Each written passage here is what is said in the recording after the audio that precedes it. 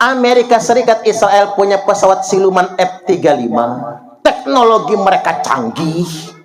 Orang bikin rudal hipersonik, kitanya ngirim santet. Ya kan begitu. Orang mah bikin nuklir, kita mah masih ngandelin banaspati gitu, Pak. Itulah mengapa santet itu mujarabnya kalau ngambil rambutnya, ngambil kukunya, maling celana dalamnya. Awas ibu-ibu. Celana dalam tuh jangan asal naro jemurnya itu, nanti hilang dimaling orang. Apalagi sudah dipakai lama, apalagi celana dalam yang udah bolong-bolong gitu loh, Pak. Maaf ya Bu, itu udah kesuwen dipakai itu soalnya. Ngapa pakai kayak gituan? Itu menunjukkan indikasi ternyata yang bisa nyantet kita itu bukan orang jauh. Donald Trump nggak bisa nyantet kita, nggak bisa.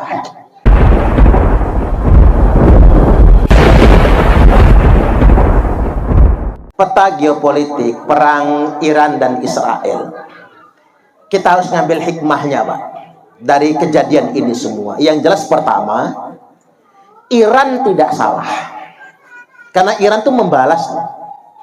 Mereka diserang duluan sampai 4 jenderal kalau nggak salah itu terkonfirmasi meninggal dunia, gugur gara-gara serangan Israel. Dan kita tahu betul bagaimana jahatnya Israel. Israel dengan Palestina itu tidak pernah berperang. Karena kalau perang nggak kayak gitu. Yang dilakukan Israel di Palestina itu bukan perang, tapi penjajahan, pendudukan, pengusiran dan pembantaian, genosida. Itu yang terjadi di Palestina. Karena yang namanya perang zaman jahiliyah saja, Bapak Ibu, perang itu ada hukumnya. Zaman jahiliyah ini. Bagaimana hukum perang? Perang tidak boleh di pemukiman, tidak boleh merusak rumah ibadah, tidak boleh merusak rumah-rumah penduduk, tidak boleh membunuh perempuan, anak-anak, dan laki-laki yang nggak ikut perang. Nah, faktanya di Palestina, masjid hancur, sekolah rumah sakit hancur, rumah-rumah warga hancur, anak-anak dibantai, perempuan juga jadi korban. Itu bukan perang, itu penjajahan. Dan sudah pernah saya sampaikan kajian kita di Al-Hikmah, la tufsidunna fil ardi marratain. Memang Israel itu akan berbuat kerusakan di muka bumi 2 kali. Sementara waktu mereka nggak bisa kita kalahkan. Takdirnya itu yang nggak bisa dikalahkan itu. Karena mengapa? Mereka sedang masuk ke fase kedua mereka. Berkuasa kembali, berbuat kerusakan, dan mereka tidak terkalahkan. Coba kita berhitung, Israel itu negaranya cuma secuil di peta dunia itu, Pak. Cuma segini seujung kuku dibandingkan dengan semua negara Arab. Kalau 21 negara Arab itu meludah semua ke Israel, tenggelam Israel dengan lautan ludah. Saking kecilnya Israel itu. Tapi mengapa Israel sangat berkuasa? Satu, karena faktor Amerika. Amerika yang menguasai persenjataan, teknologi, perpolitikan, ekonomi, dan lain sebagainya. Itu alasan pertama. Yang kedua, karena orang-orang Islam di Timur Tengah nggak bersatu. Coba sekarang Qatar. Amerika nyerang Iran kemarin, Pak, pakai pangkalan udara Amerika yang ada di Qatar. Jadi yang ngebantu ini Israel sama Amerika itu ya orang Islam juga.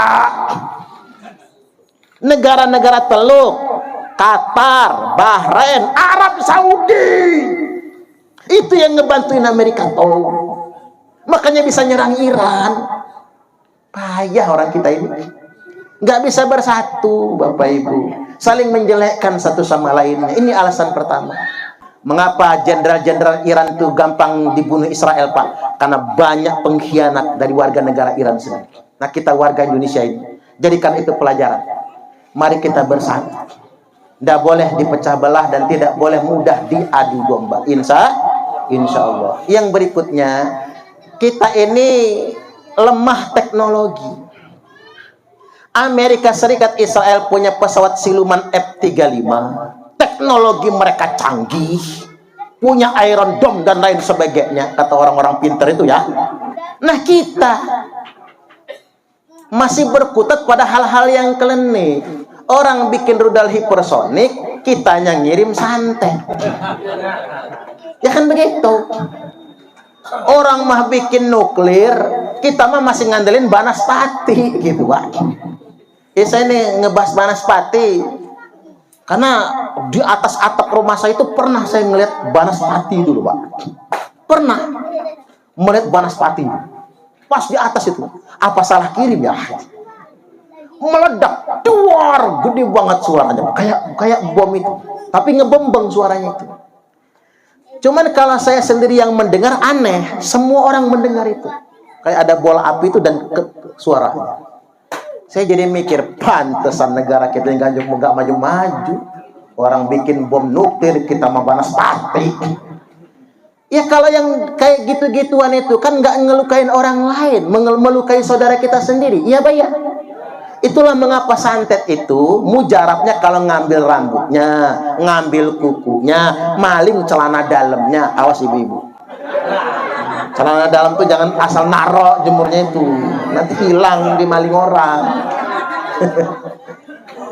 Mengapa santet itu gampang? Kalau pakai kuku, pakai rambut, pakai pakaian dalam yang melekat di tubuh, apalagi sudah dipakai lama, apalagi celana dalam yang udah bolong-bolong gitu loh, Pak.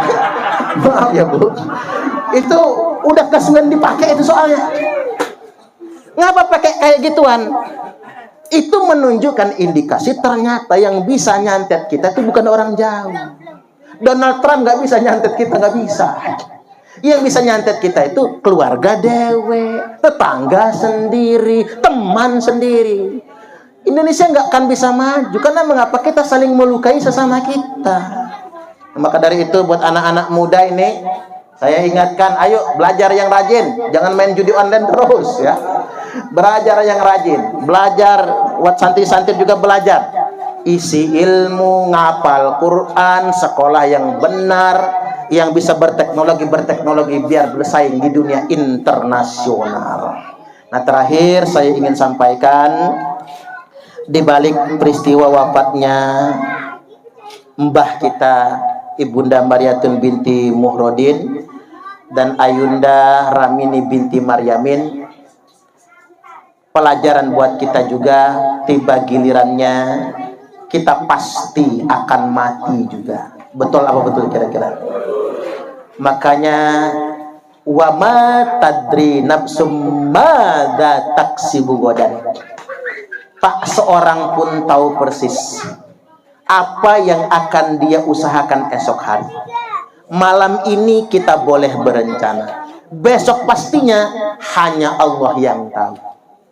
Wa ma tadri nafsum bi ayyi ardin tamut, dan tak seorang pun tahu di bumi mana dia akan dimatikan oleh Allah. Ketika ajal sampai, kita tidak akan pernah bisa lari dari kematian.